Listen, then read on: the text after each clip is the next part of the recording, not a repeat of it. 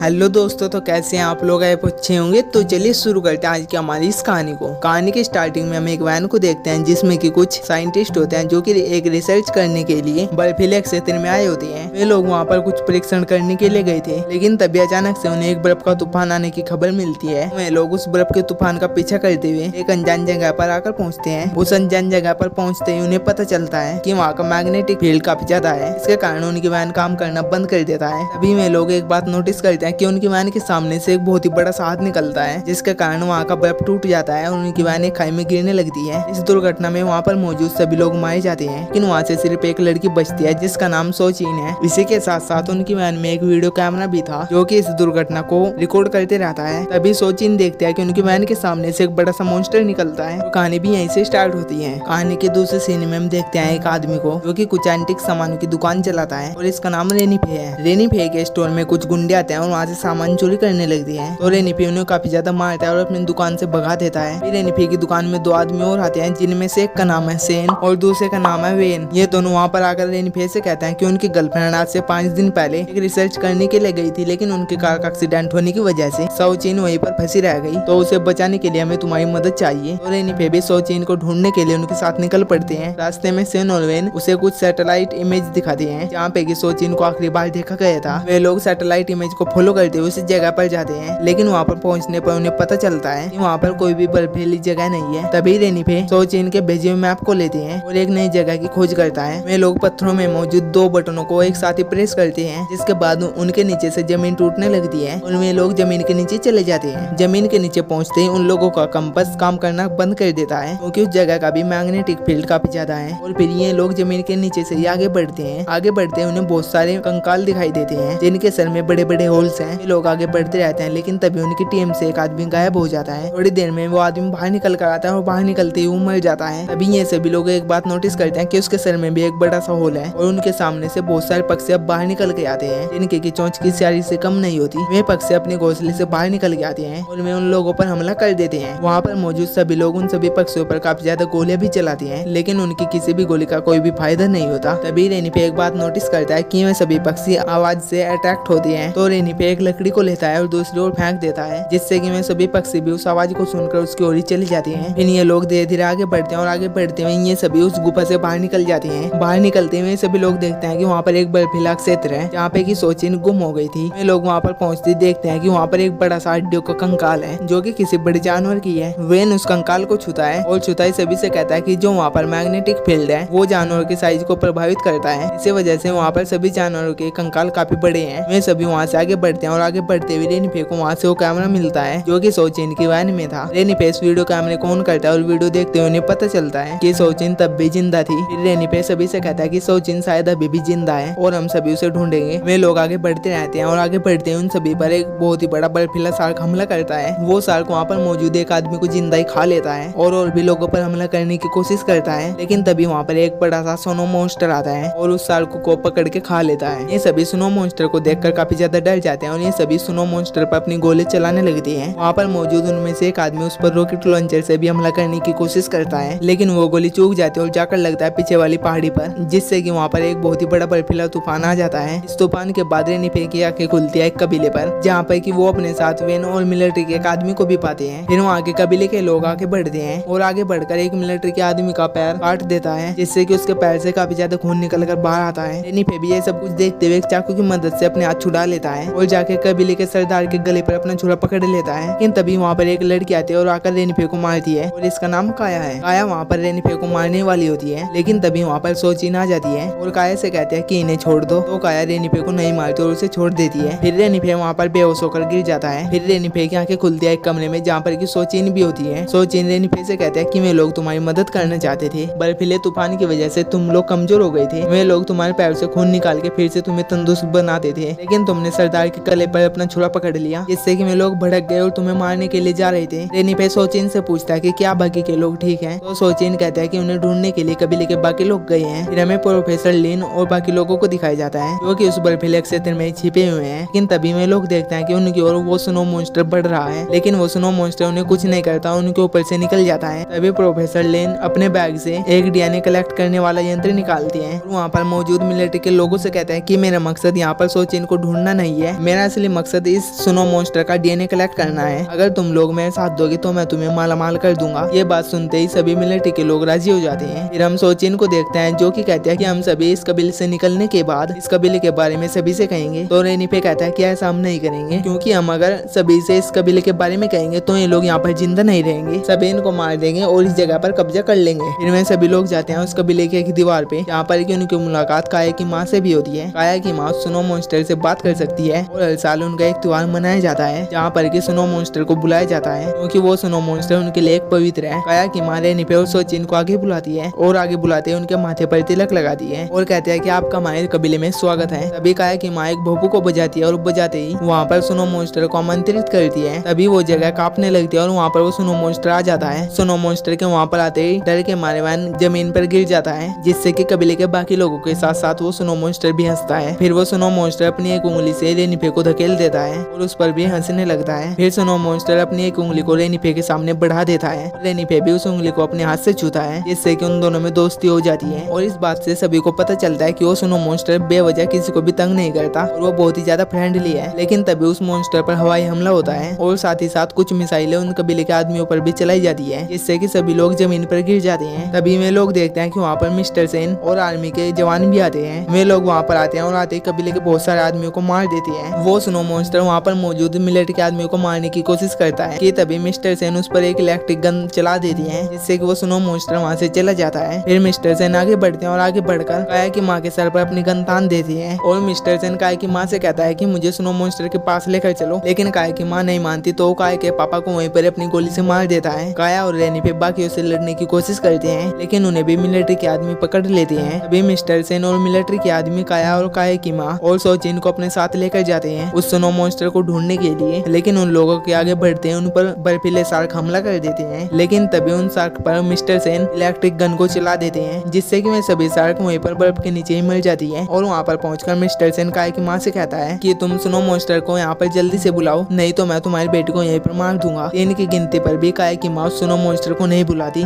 जिससे कि मिस्टर सेन गुस्सा होकर काया पर गोली चला देती है। लेकिन तभी काया के सामने काया की माँ आ जाती है, जिससे कि काया की माँ की वहीं पर मौत हो जाती है। और काया की माँ के मरते वो सुनो मॉन्स्टर फिर से निकलकर वहाँ पर बाहर आता है और वो काफी ज्यादा दुखी होता है। मिस्टर सेन फिर से उस पर अपनी इलेक्ट्रिक गन से गोली चलाता है, लेकिन सुनो मॉन्स्टर उस गोली से बच जाता है। फिर वो सुनो मॉन्स्टर वहाँ पर मौजूद सभी लोगों पर हमला करता है। इसी दौरान काया भी वहाँ पर मौजूद एक आदमी से भिड़ जाती है और सुनो मॉन्स्टर वहाँ पर मौजूद एक आदमी को खाने जाता है। लेकिन तभी वहाँ पर दो फाइटर जेट आ जाते हैं। वे जेट अपने चैम्बर से दो माइक को निकालते हैं और उसमें से बहुत ही ताकतवर मैग्नेटिक तरंगों को निकालते हैं, जिससे कि वो मॉन्स्टर वहीं पर रुका रह जाता है। ये देखकर मिस्टर सेन फिर से उस मॉन्स्टर पर अपनी इलेक्ट्रिक गन चला देता है, जिससे कि वो मॉन्स्टर कुछ देर के लिए बेहोश हो जाता है। तभी मिस्टर सेन अपने डीएनए कलेक्टर को निकालते हैं और वो उस मॉन्स्टर की ओर जाने वाला था, लेकिन तभी वहाँ पर सोचिन आ जाती है। सोचिन वहाँ पर आकर मिस्टर सेन के सर पर अपनी गन तान देती है। लेकिन तभी मिस्टर सेन सोचिन से कहता है कि मैंने तुम्हें छोटे से बड़ा होते हुए देखा है और अब तुम मुझ पर ही गोली चलाओगी। ये कहकर मिस्टर सेन सोचिन से उस गन को छीन लेता है और गन को छीन कर सोचिन पर ही तान देता है। तभी मिस्टर सेन सोचिन से कहता है कि अगर तुम मेरे साथ दो तो तुम बच जाओगी, नहीं तो मैं तुम्हें भी मार दूंगा। तभी सोचिन का पैर फिसलता है और वो एक खाई में गिरने वाली होती है। लेकिन तभी वहाँ पर रेनिफे आ जाता है और उसको बचा लेता है। लेकिन रेनिफे सोचिन को ज्यादा देर तक नहीं पकड़ सकता और वे दोनों ही खाई में गिरने वाले होते हैं। लेकिन तभी ऊपर से वैन उन दोनों के पास एक रस्सी फेंकता है, जिससे कि वे दोनों उस रस्सी की मदद से ऊपर आ जाते हैं और ये दोनों बच जाते हैं। ऊपर पहुंचकर रेनिफे एक रॉकेट लॉन्चर की मदद से एक फाइटर जेट को उड़ा देता है, जिससे कि उस फाइटर जेट का मलवा कर गिरता है मिस्टर सेन के पास, जिससे कि उसका पैर पूरी तरीके से कट जाता है। इसी दौरान उस सुनो मॉन्स्टर को फिर से होश आ जाती है। होश आते ही सुनो मॉन्स्टर वहाँ पर मौजूद एक फाइटर जेट को अपने हाथ से ही उड़ा देता है। दूसरी तरफ काया और वैन मिलकर वहाँ पर मौजूद एक मिलिट्री के आदमी को मार देते हैं। घायल होकर भी सेन नहीं रुकता और वो अपनी इलेक्ट्रिक गन से उस सुनो मॉन्स्टर पर हमला करने वाला होता है। लेकिन तभी वो सुनो मॉन्स्टर आगे बढ़ता है और आगे बढ़ते ही वो सुनो मॉन्स्टर मिस्टर सेन को अपने हाथ से ही मार देता है। कहानी के आखिरी सीन में हम देखते हैं कि वो सुनो मॉन्स्टर वहाँ से चला जाता है और इसी के साथ साथ सोचिन, रेनिफे और विन वहाँ से चले जाते हैं और हमारी ये कहानी भी यहीं पर एंड हो जाती है। अगर आपको हमारी ये कहानी कहीं से भी अच्छी लगी तो प्लीज मेरे चैनल को सब्सक्राइब जरूर कर देना, जो कि बिल्कुल फ्री है, क्योंकि आपका एक सब्सक्राइब हमारे लिए बहुत ही मोटिवेशन का काम करता है। और मैं मिलता हूँ आपसे किसी ऐसी वीडियो में, तब तक के लिए टेक केयर, बाय बाय।